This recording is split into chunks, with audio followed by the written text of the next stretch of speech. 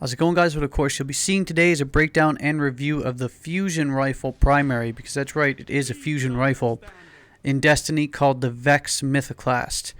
The only way you can actually get this weapon is by killing hard mode Atheon, who's the final boss in the Vault of Glass raid. It's random though, so despite actually killing him, you're not guaranteed to get it. And as a quick source, I know some people that have got it their first time killing Atheon in the hard mode Vault of Glass, and I know some that have done it 5 to 10 times and still don't have the weapon. The reason why I want to quickly reference before I get into the stats breakdown, preliminary strengths, weaknesses, and everything about it, this gun is a massive source of controversy. Yeah, at first it was deemed overpowered, quote unquote, when it was first discovered and taken to the Crucible, as you slaughtered everything and everyone at any range, almost as a joke. And then some now argue that because it's been the source of a few nerfs and different changes, that it's underpowered for a weapon that you can only get through a hard mode raid. So there's pretty much every explanation you could think of, from overpowered to underpowered, has been mentioned. Massive source of controversy. Many people still aren't happy with this weapon. Some people think it falls into both categories I just described. Anyway, stats.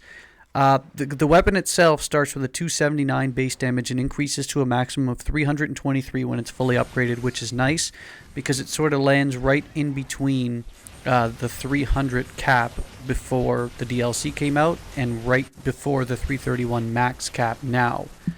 To upgrade it, you'll need Glimmer, Weapon Parts, and Ascendant Energy. The other form, whether it be, like, say, Relic Iron from Mars, may differ for your weapon, so I'm not going to put it as a definitive because it may change for you.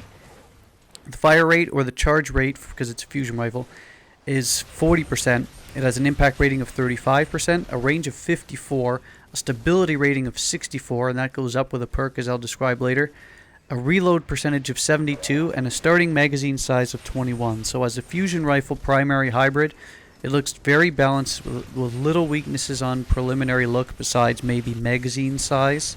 Other than that, it's well balanced across the board. I really implore you to find a weakness on the stats already. In terms of PvP, it hits for 27 damage on non-critical and 41 on headshots. With regard to the skill tree, because the Mythoclast and exotic, there is no variation between yours, mine, and your neighbors. They're all the same. Every single one deals solar damage, and in addition, the perk Timeless Mythoclast means this fusion rifle primary has no charge time, and it fires a single shot per trigger pull. You have 3 clear options in terms of the barrels, the first one being Aggressive Ballistics, which increases impact and makes recoil more manageable, but the trade-off is it increases that recoil. The second one is Linear Compensator, which boosts range and impact, but adds more recoil. And lastly, Smart Drift Control, which produces manageable and more predictable recoil at a slight expense to range. This one here I choose for the massive stability upgrade it gives. And you can balance this with perks upcoming. When breaking down the skill tree, the first and most important one is Zen Moment, which increases stability as damage is output. That's nice, because the more, obviously, as I just stated, the more damage you put out onto the enemy, the more stable the gun's going to become. The next 3 perks you'll have a choice over are Enhanced Battery, which dramatically increases the magazine size from 21 to 35. And this has been changed in the latest patch because it used to be, I think it was like 56, 57, which is absurd. It's not a no-brainer choice, though, although the fact that I choose it quite often. The second one is Send It, which increases accuracy and range. If you feel you're a good shot and can manage the recoil and range management in addition to the magazine size, you can stick to Enhanced Battery. If not, choose Send It, but be aware of the dramatic decrease in magazine size, especially if you're used to using Enhanced Battery like I was when it was a 56, 57 shot, whatever it was. The last perk is Lightweight, which increases character agility by 2. If you're the type that still farms instead of using your marks, or you're looking for a specific speed agility build, you're probably going to like this perk using this weapon. And the last perk of note is called Crowd Control, which grants bonus damage for a short time after you get kills. And there's 5 more, and they're all damage perk upgrades.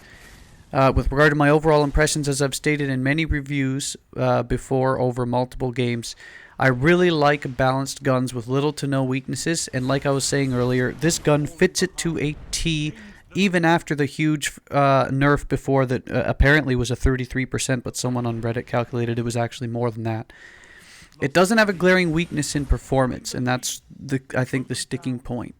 It has a fast reload, a high impact or damage per shot, and a sky-high fire rate for a fusion rifle primary, with many ways to negate the recoil, including basically just putting out damage and a specific perk. And it has a good range rating as well. It makes it a medium range monster, probably a top 2 in the game, but a good shot can make it work at longer range as well, or a character that can maneuver well can make it work in short range in addition to that. Because of the high damage and huge magazine size, that's why that can work. In PvE, many, as far as I've read, don't like it, actually, so that's sort of a trade-off there. I personally enjoy using it because of the high DPS and the sound, because I actually do really like the sound. I never get tired of it. It does have an issue with total ammo when you're using enhanced battery, because when you're facing tougher enemies or you're facing tons of mobs of enemies in the higher clustered enemy levels, you find yourself running low on ammo pretty quickly, actually, so I'll carry some syntheses. It's not a big deal, though, unless you run into strikes where the juggler perk's on. I've never really had a big issue with this. A lot of people complain, but for me, I haven't run into this a lot. In PvP, like I said, if you stay at medium range, and even if you're a half-decent shot, you're going to mow down everything. You'll be too busy killing anything to notice any problems. In short, because of the high DPS, if you stay mobile, you'll have great success there as well. But very close quarters, of course, will put you at a disadvantage versus other fusion rifles and shotguns, because they have a much higher impact rating. To round it out, though, with range buffs and recoil management, you can have, or at range, you can have success there as well. But again, stick with medium range, because longer than medium range, Searle's Vision of Confluence and other, well, sniper rifles too, will outclass you. Medium range is your baby, and stick to it. Overall, I'd say use this. I use this weapon a lot since I got it fairly recently. I've always wanted it, and now that I have it, I'm thoroughly enjoying it. I love the sound. PvP, it's one of my favorite choices. In PvE, sometimes I'll usually choose Vision of Confluence or Fatebringer over it. Not that those weapons are glaringly better. I do find them to be better, but they're not glaringly better. But I find, too, in addition, that those two are better, but this one happens to be quite well in PvE. I don't think it deserves the reputation of being shit in PvE that apparently it has.